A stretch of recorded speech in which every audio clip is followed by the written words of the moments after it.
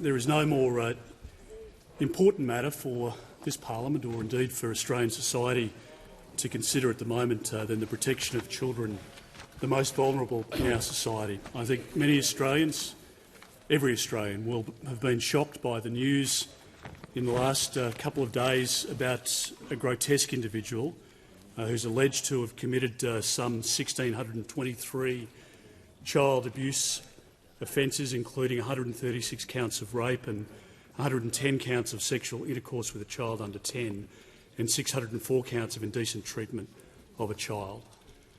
Mr Speaker, the most important asset of any family is a child or children of that relationship, particularly younger toddlers and infants and those who deserve the protection not just of their families but those who have been charged with the responsibility to take care of them in the absence of their parents.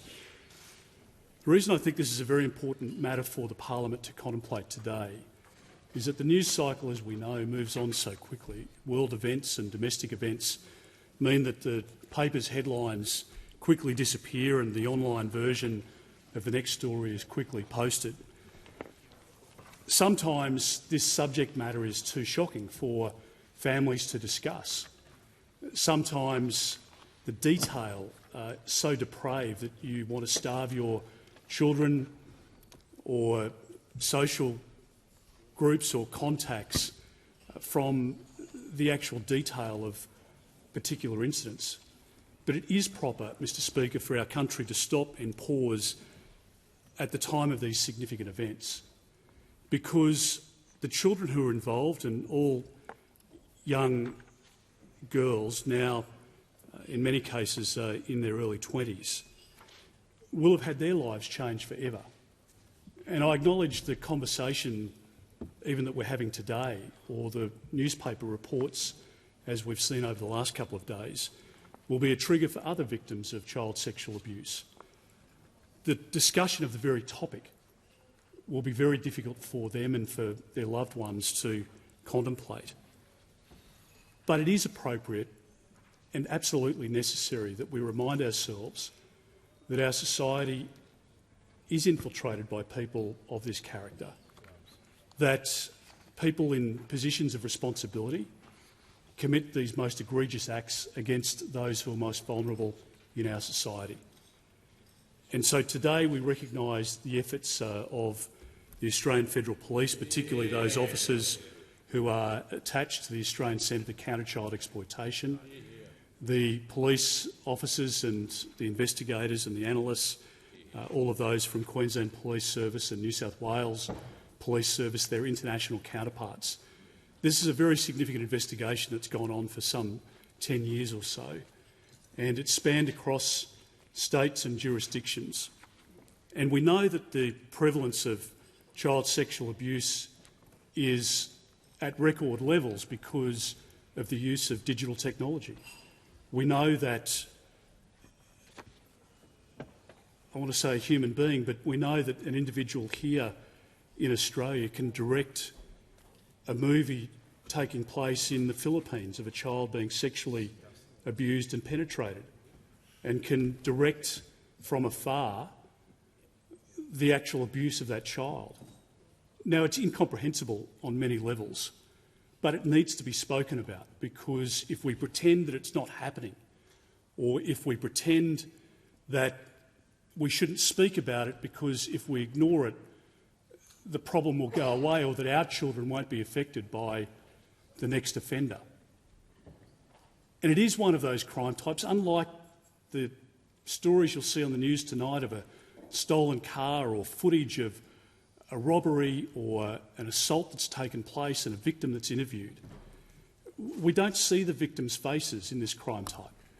We don't hear the detail of, in some cases, even the offender's name because of the protections, rightly or wrongly, under the law. And the impact, as I say, on the victims, on the investigators, on our society is enduring. And, Mr Speaker, as the Home Affairs Minister, I'm incredibly proud of the work that we did to establish the Australian Centre to Counter Child Exploitation. It was a $70 million investment, and in my budget and reply speech, I called for the government, and we would certainly support and welcome an announcement by the government to double the work and the funding to the Australian Centre to Counter Child Exploitation. It's essential because the work continues to compound. The investigation's more complex. We read in relation to this particular matter that there was a sheet, a child's cot sheet, that was identified after painstaking work by the investigators to be provided by a particular linen supplier to childcare centres, which led to the offender being identified in relation to that particular matter. And that takes a lot of gruelling hard work and investigative capacity, and additional support needs to be provided. I think that much is clear. So in highlighting this case today, I do believe that our parliament has a continuing responsibility to do everything we can to protect the children of this country, to make sure that we protect the sanctity and to protect their innocence, to allow every Australian child to grow up in a harmless environment, in an environment that's conducive to the development of their mental health, to make sure that they have the best capacity to form relationships and functional interpersonal relationships later in life. But if we allow this to slide into just yesterday's newspaper, then we won't be doing a service to the work of the investigators here. Yeah. And we won't be helping those investigators send a message of deterrence to the person who's thinking about offending next. And that's why I think it is incredibly important for the government to stop as well and to listen to this issue, to make the decision in relation to additional support, Mr Speaker. And as I say, we would very much welcome the Prime Minister's efforts in that regard. I want to also put on the record our very strong interest in supporting government action, Mr Speaker, in relation to the Child Sex Offenders Registry. I do believe that the time has come, and there's been much debate about this in recent years, people in favour, people against, people of good character who argue for and against the establishment of a registry. But I do believe that we need a parliamentary joint task force to be established to review the effectiveness of working with children checks, to carry forward as a matter of urgency the establishment of a National Child Sex Offenders Registry, which I proposed as Minister for Home Affairs. And the debate and the time for serious contemplation of that registry has now come.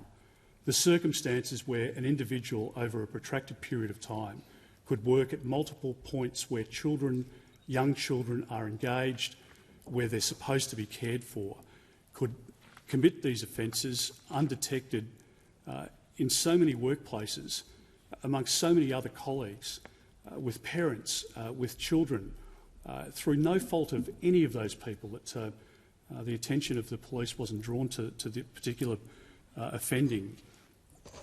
The registry may have been one element that could have averted further victims falling at the hands of this individual in relation to the alleged offences that have taken place. So for our country, and the engagement of the states obviously is absolutely necessary, but for our country, the time has come. There are certainly many international jurisdictions where a registry operates successfully, but there is the opportunity, Mr Speaker, in our country for that debate now to be had. And I hope that in the time that we've spent in the chamber today, that we send a clear message of support to all of those who are involved in protecting children around the country. Not just the government investigative bodies, but also the not-for-profits, organisations like the Morecambe Foundation, those who are involved in spreading a message in childcare centres, in places of education otherwise, in workplaces. And I just say to all Australian families, please take the time tonight to have the conversation with your children, to go to the websites that are trustworthy, the E-Safety Commissioner's work, the work of the Morecambe Foundation and many others. Look there at the ways in which you can further empower and inform your children because to do so will protect the most vulnerable in our society, and for all of us here, that is the most important duty that we can undertake. Yeah.